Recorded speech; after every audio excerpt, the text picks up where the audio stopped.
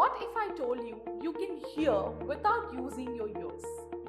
Bone conduction hearing sends sound vibrations through your skull bones straight to your inner ear by bypassing the eardrum entirely. It's how some hearing aids work for people with outer or middle ear damage, and even how swimmers or soldiers use special headsets underwater or in noisy places. You still hear the sound just through your bones instead of the air? Do you want to know if bone conduction tech can help your hearing? Book your free hearing consultation today at hearsapp.com or call 9659 455 455.